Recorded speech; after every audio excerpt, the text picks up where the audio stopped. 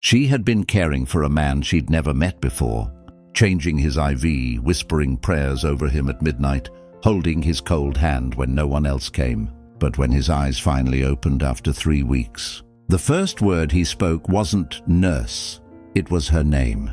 Maya. Bennett was 26 years old and exhausted in ways that sleep couldn't fix. She worked double shifts at Mercy General Hospital, wore the same pair of worn-out sneakers every day, and ate vending machine sandwiches for dinner because she had no time and barely enough money for anything better. Her co-workers called her the quiet one, not because she was shy, but because Maya carried her pain so neatly tucked inside her chest that nobody ever noticed it was there. She had grown up in foster care, moved between 11 homes before the age of 16, never adopted, never chosen. She had put herself through nursing school with scholarships and night jobs and told herself that was enough, that she was enough. But some nights, walking to her car alone in the hospital parking lot, she would look up at the sky and whisper the same 4 words. She had whispered her whole life. "Does anyone see me?" The patient in room 412 was brought in on a Tuesday night. No identification, no family contacts, just a man, older, silver-haired, dressed in an expensive suit that was now soaked in blood, found unconscious on a rain-soaked street outside the city. The doctors stabilized him quickly. Severe head trauma, medically induced coma, unknown prognosis. When the billing department ran his fingerprints the next morning, the entire floor went silent. His name was Richard Calloway, and Richard Calloway was worth $4.7 billion. Suddenly, administrators were hovering. Senior doctors were reassigning themselves to his case. The hospital director personally called to ensure a private suite was arranged. But nobody wanted the overnight shift. The long, quiet, thankless hours of simply sitting with a man who might never wake up. Maya volunteered. Not because of the money, not because of the name, but because she looked at him through the glass. This powerful man lying completely alone, not a single soul rushing to his bedside.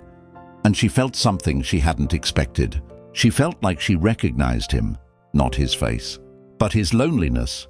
The nights in room 412 became their own kind of world. Maya would finish her regular shift, change his IV, adjust his oxygen, log his vitals, and then, when everything was done and the floor was quiet, she would sit beside his bed and talk to him. She talked about small things at first.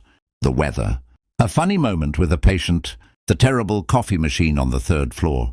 But slowly, in the way that silence invites honesty, she started talking about real things. She told him about foster care, about a Christmas when she was 9 years old and she'd wrapped her own socks as a gift to herself so she'd have something to open. About the social worker who told her she was difficult to place, about the night she graduated nursing school with nobody in the audience cheering her name. She didn't tell him these things because she thought he could hear her.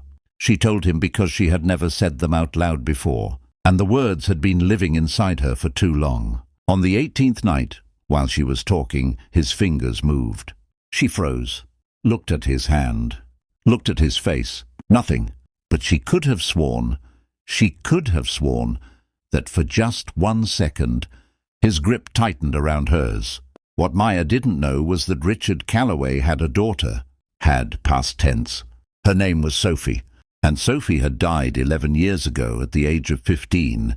A car accident on a highway in the rain. Richard had been driving. He had walked away without a scratch. He had never forgiven himself. In the years that followed, he buried himself in work, built an empire, donated to hospitals and children's charities in Sophie's name.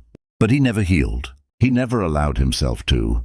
His wife had left him 2 years after Sophie's death, unable to reach him through the wall he'd built. He had everything the world said mattered, and he lived in a silence louder than any sound he'd ever known. The night he collapsed on that street, he had just come from visiting Sophie's grave. It was her birthday. He had stood there in the rain for over an hour, talking to a headstone, and then simply fallen. The doctors called it a neurological event, triggered by exhaustion and grief. His body had finally said what his pride never would. "I can't do this anymore. On the 21st night, Richard Calloway opened his eyes. Maya was in the middle of a sentence. Something about a stray cat she'd been feeding outside the hospital. When she heard the change in his breathing, she looked up. He was staring at the ceiling, blinking slowly, his lips dry and parted. Maya immediately stood, reached for the call button, professional instincts firing.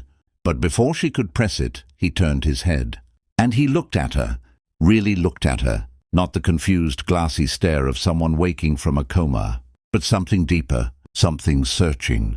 His voice came out cracked and barely above a whisper. "Sophie." Maya went still. His eyes filled with tears, the kind that come not from the moment, but from 1,000 moments saved up over years. "Sophie," he said again. "I've been looking for you." Maya's throat tightened. She understood immediately. The grief, the daughter, the years of silence she had accidentally walked into. She should have corrected him. She knew that. But she looked at this broken man, this billionaire, who had everything and had lost the only thing that mattered, and she pressed his hand gently and said softly, "I'm here. I'm right here." The doctors were called. Tests were run. Richard's cognition cleared within 48 hours. He knew once he was lucid that Maya was not Sophie. He was embarrassed, apologetic. He tried to explain, but Maya smiled and told him there was nothing to explain. Something had shifted between them in those 2 days, though. Something that couldn't be unshifted. Richard asked the nurses who had been caring for him during his coma. They all pointed to Maya. He asked if she had really sat with him every night. The head nurse laughed softly. Every single one. Talked to him like he was her family. Richard sat with that for a long time. He requested to speak with Maya privately. When she came in, he was sitting up, looking out the window. He didn't turn around right away. When he did, his eyes were red. "I heard you," he said quietly. "Some of it, while I was under. I don't know how, but I heard you." Maya didn't speak. "The Christmas with the socks," he said, and his voice broke. No child should ever spend Christmas like that. 3 weeks later, Richard Calloway was discharged. Maya came to say goodbye, professional as always, warm as always. She shook his hand and told him she was glad he'd recovered. He looked at her for a long moment. Then he said, "I'd like to do something for you. Whatever you need, please." Maya shook her head immediately. That was never why she'd sat with him. She didn't want a reward. She didn't want anything from a man whose world was so far from hers. She smiled. "Just live well, Mr. Calloway, that's enough." She walked away. She thought that was the end. It wasn't. 2 months later, a letter arrived at Mercy General addressed to Maya Bennett. Inside was a single handwritten page from Richard. He told her that after leaving the hospital, he had made 2 decisions. The first, he had finally started grief counseling for Sophie, for himself. The second, he had established a full nursing scholarship fund in Sophie, Calloway's name, covering tuition, housing, and living costs, specifically for young women who had grown up in foster care. The first recipient had already been selected. Maya unfolded the second paper in the envelope with shaking hands. Her own name stared back at her. "You said you put yourself through school alone. You shouldn't have had to. Sophie would have been proud to have her name carry yours forward. Richard." Maya sat in the break room for a long time after reading that letter. She wasn't crying because of the money, or the scholarship, or even the recognition. She was crying because of a question. She had asked the sky for as long as she could remember. "Does anyone see me?" And the answer had finally come. Not from the place she expected, not in the form she imagined, but from a broken man in a hospital bed who had heard her voice, in the dark, and decided that her story mattered. She thought about Richard, about how grief had sealed him shut for 11 years, about how one woman's quiet, ordinary kindness, offered with no agenda, no audience, no expectation, had cracked something open in him that no amount of money or achievement ever could. She thought about Sophie, a girl she never met, whose name would now help girls like Maya find their footing in a world that hadn't always been kind to them. And she thought about how strange and beautiful it was that the loneliest man in the world and the loneliest girl in the world had found each. other in a quiet hospital room at midnight. Neither of them looking for family, both of them finding it anyway. Some people come into your life not to stay, but to remind you that you were always worth staying for. If this story touched your heart, subscribe to Soul of Kindness. Someone out there needs to hear this today.